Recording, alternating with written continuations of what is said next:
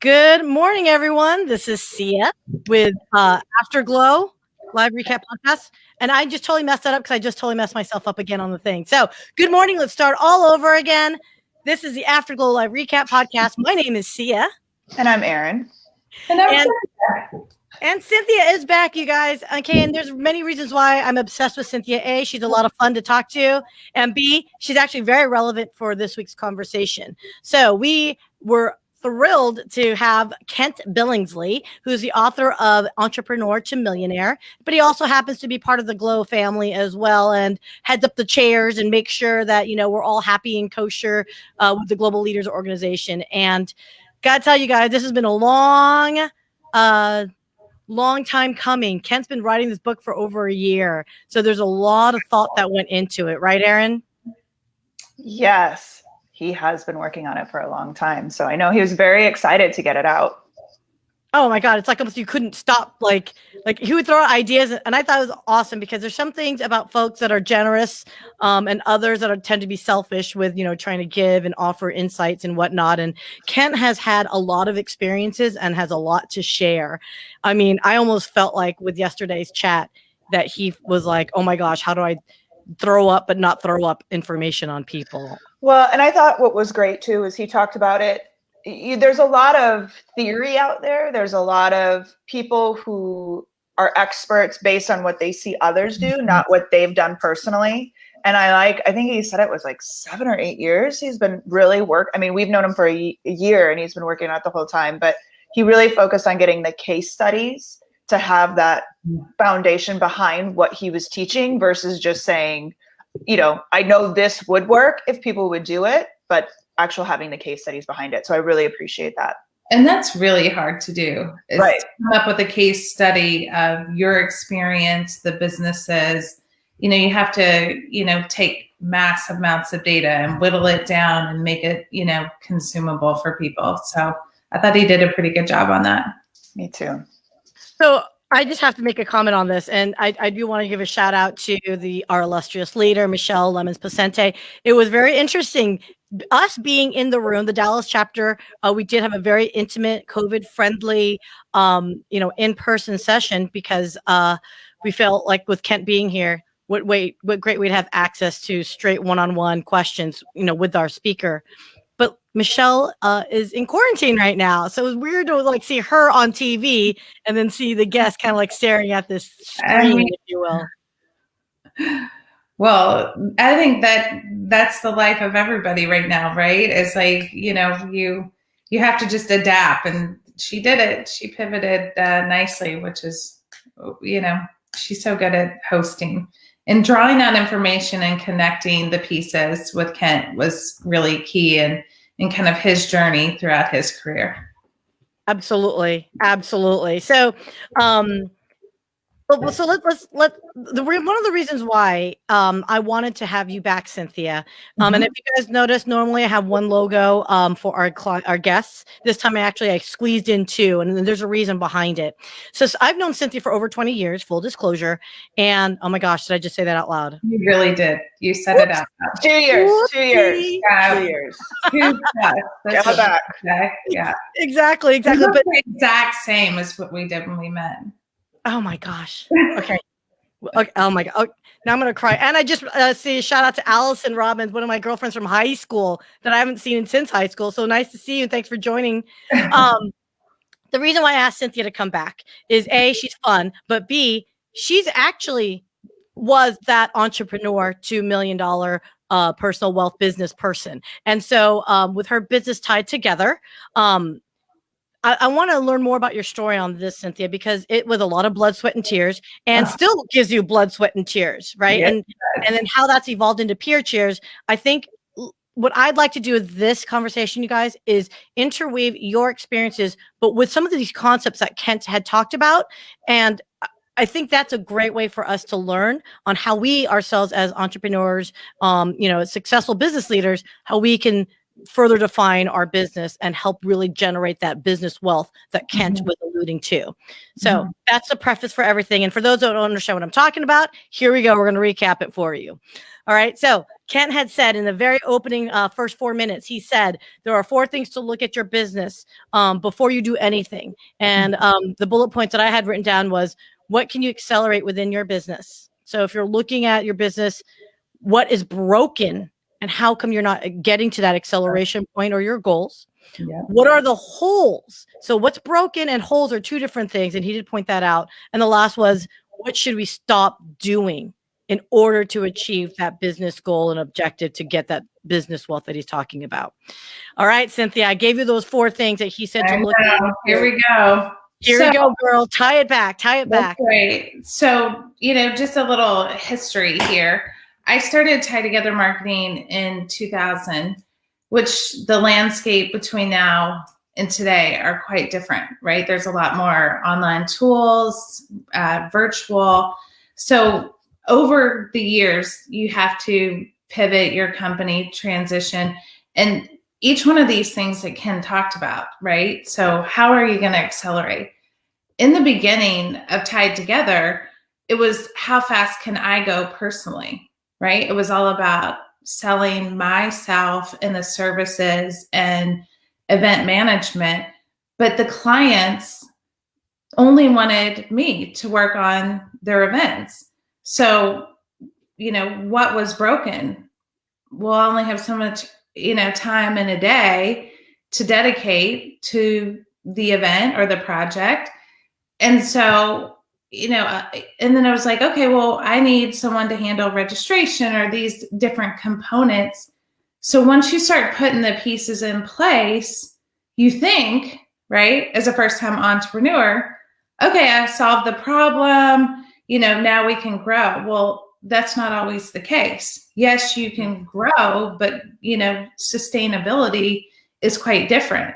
So I constantly do a 360 review every year of what works well, what was profitable, what are some things that just really clogged the process, both client facing and internally, and how can we fix that either through automation? Is it still a service that we should offer? And do the clients still feel that those services are of value? Because it's not just about what you're offering to everyone else. They also have to see the value and be able to invest in it. And interesting enough, every year, probably within, at least the last 10 years, there's services that we accelerate on and other ones that we back off on, depending on, what's ahead of us. Are they more incentive trips? Are they corporate, smaller, larger events? So I think that you have to take the time to do a 360 review of your company and your clients, right? And where you're going to go. So I thought that was a really kind of interesting piece that we do now, not necessarily in the very beginning, but you have to also make sure that you have the right tools in place in order to accelerate when you need to, or when your clients need you to. So here's one thing that struck me is because you actually focused working on, these are multi-billion-dollar companies that you're working with. And so they have special needs, right? And they have special ways of doing things. Being a startup and working with such an established type organization as these tech companies that you've been working with, did you find yourself having to accommodate them and their whims, or were you able to hold steadfast on, guys, no, this is how it's going to work? And were you able to really just kind of make your mark with them in the beginning? And then maybe it's a different question between beginning and then as you were more established. Right. So I'm going to go back to, and I actually laughed out loud when Kent said this yesterday. You have to be a creative problem solver. So it does not matter if it's an enterprise level company or a startup. Everybody needs the same thing. They need people to creatively solve a problem and not just come to the table and say, here's the problem. You not only have to be able to see that there's going to be a problem, but also have multiple plans to fix it before the client even knows about it, and be able to execute. and sometimes that execution happens in advance and sometimes it's on the fly.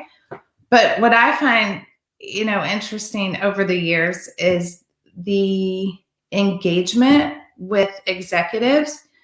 If you can get the strategy and the engagement up front and understand what your clients are trying to achieve, then from there, everybody's in sync. But I don't care if you're selling a product or if you're selling a service, if you don't know what the market is looking for and how your service or goods are going to be able to solve that need or provide, a solution, you've already missed the mark. So I think you always have to start with that core kind of strategy and look at the problem so that you can creatively solve it. I think that, so one of the things that I love that whole perspective, and something as simple as, you see this all the time. I don't website design, but I know enough people who do and talk. To your point, Cynthia, you have to know the ultimate goal, because website design is that perfect example. That's right. So many people go and they say, I need you to design a website for me. Yes. What do you need? Well, I don't know. You're the expert. But they have this idea of what they want it to look like. And you, as that service provider, you have to know how to understand, what issues are coming up, but pull that information, like where are they going as a whole, and what is our solution, our best way to get them there, versus, okay, I'm going to go do this over here and then bring it back. And you had an expectation, although you didn't express that. I thought this, and we are on two different levels. And I think it's so important with any product or service that you're offering. Where that disconnect is going to happen, and how to provide a solution for it. That's right. So, when it comes to enterprise companies, they have just vast number of people and resources to be able to apply, right, to the initiative. Whereas startups, in SMB, segment, you're educating along the path, right? So they may say, we want a website or we want a hybrid event, right? That's coming up right now. And what a true hybrid event is and what people think it's going to be are radically different. And so, to me, it's how do you optimize your services or your product to accomplish those goals, right? Keep going back to the core of what you provide and making sure that it is aligned with your clients and their needs. Because there's a lot of times that people call, or reach out and they say, we need this event. And where you start and where you end are not the same thing. Because a CEO said, I want to get on a big stage. Okay, right? We'll put you on a big stage, but what are you going to talk about? And so I do think that Kent brings up, bringing it back to him, I think that there's sometimes when you have to say no, right? That's, that you're not going to get this for that budget allocation, or, you may think you're going to get 5,000 people to log on to your virtual event, but at the end result, which you want net new logos, you want to acquire new customers, you want this, and this. Just because you have a number doesn't mean the quality is behind it, right? Or the attention. So let's think about the plan and put it in place. So important. Yeah, absolutely. And Jonas, I agree with you. And thanks for typing this up right there. He said, under the fun parts is that you have to do the work for identifying strategy, market, and business structures, and be prepared to change the details to stay and get on track. Right. That's right. And ensuring that what you do well, you own what you do well. Because he was saying more for more does not optimize wealth. Right. And Erin, I know, thank goodness for Erin, because I have a tendency to get excited for projects. I'm probably that CEO. It's like, I want to get on stage. Let's go. Yeah. And then there's an inevitable scope creep. And then before you know it, what should have been just a, hey, let's do a LinkedIn live broadcast turns into, hey, why don't we do our own version production of Hamilton? Right. It's not the same. You know what I mean? Well, and I think it's important to get excited, Right. So, I think that building that momentum is key. But Right. one of the areas that, to be perfectly honest with you, that I struggle with for both companies is I have a vision of where I want them to go and what I want it to look like. And, I'm ready to plow through. And sometimes I don't take into consideration all the checkpoints along the way. And so we get to the end and I'm like, wait a minute, how did we spend this many hours, or how did the budget get to that point in time? And so setting up some additional checkpoints or foundation internally is important, right? Yeah. To make sure you slow down a little bit and say, okay, how do we address a change of scope? How do we bill for that? How do we, do we need to stop, right? Do we need to stop offering certain services because they just take up too much time and derail everybody, because of sponsorship, for example, right? We've had so many companies come back and say, can you guys recruit sponsors to help eliminate some of our budget shortfall? Well, we could, but what I found is that is very taxing on a team, and it derails the process. So that's one of the areas that we stop doing. We will manage the sponsors, but not go and locate them. So I think staying to the core of your business model and what you're trying to achieve, I think that will help the growth of not only the bottom line, but your capacity in which you can, serve or sell. And I think this all goes back to the point of, and what, whether you said it or not, was so many times as entrepreneurs, we create jobs for ourselves. That's what we do.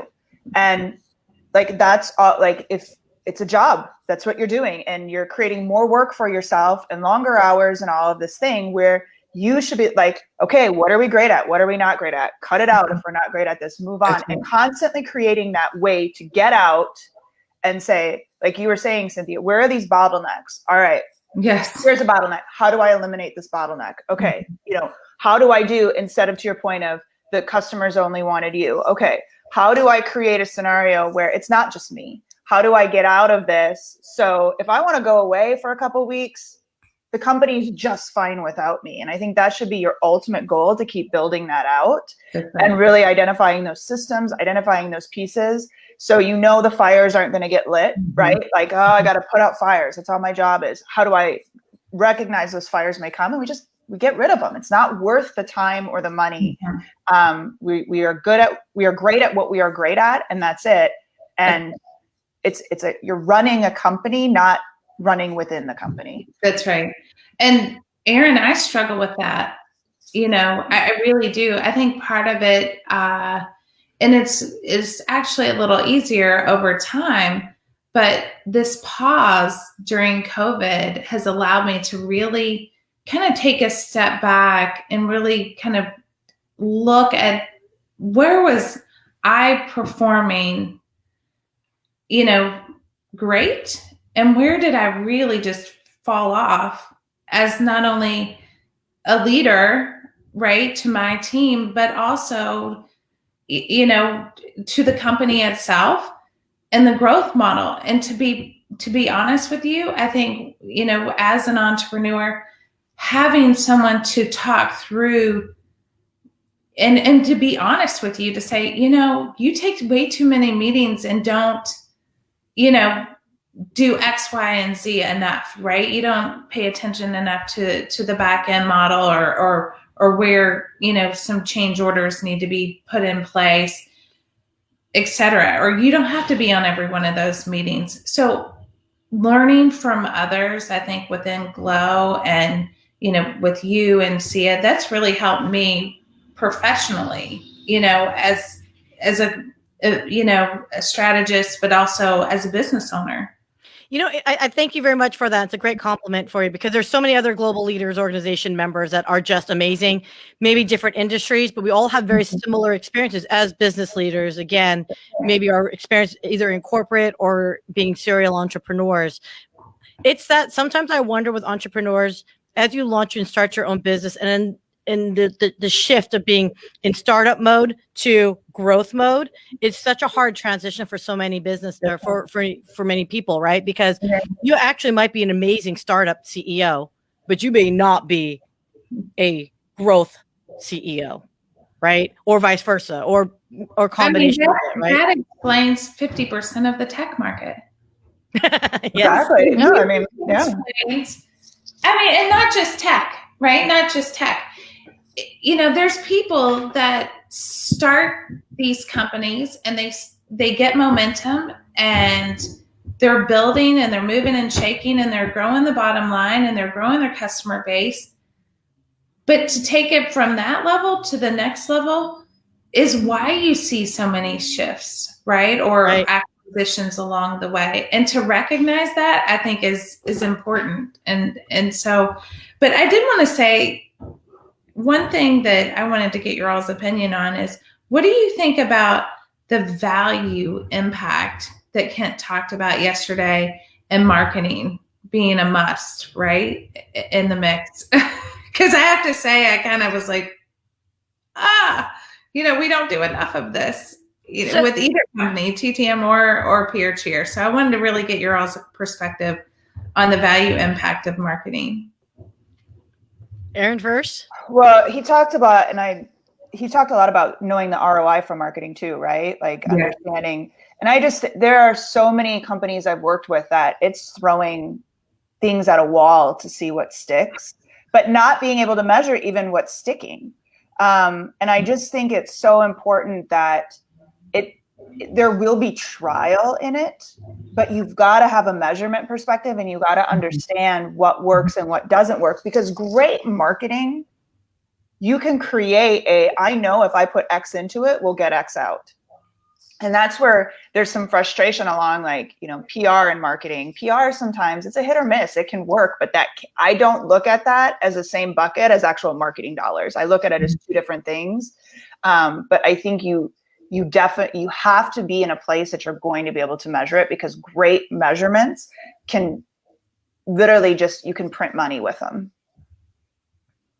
We need that. So for me, selfishly for me, as obviously 20 years in sales, I kind of chuckled when he said sales and marketing aren't the problem most of the time if you're struggling as a business, right? Usually it's your fundamentals of your business itself that's the problem, right? You can have the best salesperson out there, selling things left and right, but if the business fundamentals aren't there, you're just not going to generate the business wealth and growth that, you're looking for. Let me ask you guys this question, because obviously we're in the podcast business. So, are you guys seeing businesses embracing the idea of really looking at digital marketing in the context of social media, embracing that? But how are you seeing it in a way where, going to Erin's point, where you actually have tangible ways to produce what a success metric is? Or are we still in the world of social media where, it's still a little up in the ether to define what success is? Well, I think you have to be so careful with digital marketing, because people, what I call vanity metrics, they get really swept up in vanity metrics. Mm-hmm. I mean, I've worked with clients who have 20,000 likes on Facebook, but they're all bought. And it doesn't do anything. Yeah. It does nothing for you. In fact, it hurts you because you have no engagement. So, you always have to, it's like with the podcast too. How do you measure? All right. Mm-hmm. I know people who have 100 downloads a month that can measure revenue and it pays off. Yep. I know people who have 1 million and have no way of measuring that. Or they don't take the time to measure it. Exactly. Right? It's just another line item on an OpEx budget. So you've got to understand your funnel. You've got to understand the pieces. So, okay, great. Your Facebook post or your TikTok video got millions of views. Congratulations. That's great. Now what? How does that equate? How does that go? How are you capitalizing on that? What's next? Versus you've got, I see this all the time with, I'm going to get you views. I'm going to get you impressions. Fantastic. Okay, what do those impressions do? And we've got to get out of the vanity and build the systems behind it to actually be able to measure. quality versus quantity. Exactly. Every day of the week, I would rather have quality leads, quality customers versus quantity of hit or miss, inconsistent, because that leads to inconsistent revenue. It leads to, inconsistent growth patterns that you cannot measure, right, or rely upon. And I think that is a common pitfall in any industry. It's not just, or they say the competitors did this, how come you're not? Yeah. Well, that doesn't true to our core. So Ken actually made a comment about that, right? Was, when you're looking at, he was talking about looking at being market ready versus revenue ready. And he kind of pulled out 4 different bullet points being, I'm just going to throw it out there, be revenue ready, go to market, you own the market, validating the potential of the biz. Right. Yep. So what I thought that was interesting. You mentioned on that though, is if you don't know who your audience really is, then if you're going to get 2 million likes, so be it. You got 2 million likes, but no revenue as a result of it, right? Guy Raz, and I've said this over and over again, and I don't mind quoting it and giving a shout out. 2019's podcast movement, which is a conference for podcasters, had Guy Raz from How I Built This, big NPR guy, get on stage, and he literally said, I don't care if I have 2 million Twitter followers. If I had 1,000 people in the room that I'm talking to that understand me and value what I'm saying and will do whatever call to action I'm asking for, that's more value to me than 2 million Twitter followers. Yes. And like that to me is what makes sense. And that's what, if you're going to do things like marketing, if you're going to take an initiative, if you're going to do, whatever business you have, you've got to make business sense for you. And you got to know the advice that Kent here gave to Leslie in the, after the VIP one-on-one was, when you design, when you look at your business model, when you're entering a market space, do you understand what the market space is? And are you unique to that business space as far as what problem are you solving and are you doing it uniquely? We talked about this a few weeks ago, right? With Peach, that we had to pivot. We knew our space. We knew that these amazing chair covers were the icing on the cake to any live event, whether it was a large scale event or an intimate, a C-suite function. These chair covers were going to work. COVID hit. Now what do? Let's pivot to home decor. Sounds like a great idea. That excitement builds.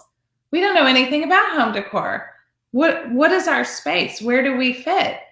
And do we just try it? Throw things at the wall? Oh, let's try this. Let's try that. So many people, do the same thing. So I think that we are constantly looking for advice, right? And methodologies in order to avoid those pitfalls. So going back to your question, Syya, as are people using digital media? Are they using podcasts? How are they educating themselves? And I say yes to all of the above, right?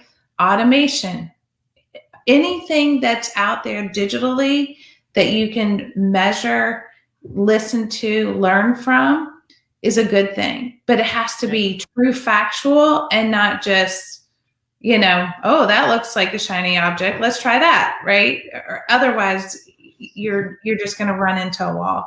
Well, and it goes back to the marketing dollars. And one example I always give, the bigger you're trying to cast a net, the more expensive that net is and the more expensive it is to cast it out. Yeah. And I'll tell a quick story. I know we're out of time, but when I was doing the Entrepreneur Summit, I was like, well, Entrepreneur Magazine does it. I'm going to compete with them. And it was a lot of, it was a broad net. It was a very broad net. And I was in a mastermind with other event people. And one of my friends is like, Erin, just cut it. Any word that you can put in front of it, like woman entrepreneur, ex-entrepreneur, whatever entrepreneur, you're going to reduce that a lot. But I was trying to compete with the big boys or girls, whatever you want to look at. And it was a big net to cast, right? And so we've got to be able to, I know we want to appeal to everybody, but stop trying to appeal to everybody. Be very specific about who you appeal to. And it's okay if you don't if you're not everybody's cup of tea. You don't want to be everybody's cup of tea, and it's going to reduce your costs and make you much more profitable. That's right. Absolutely. Exactly. So, ladies, we are wrapping up on time again, as always, and I know we could keep talking forever.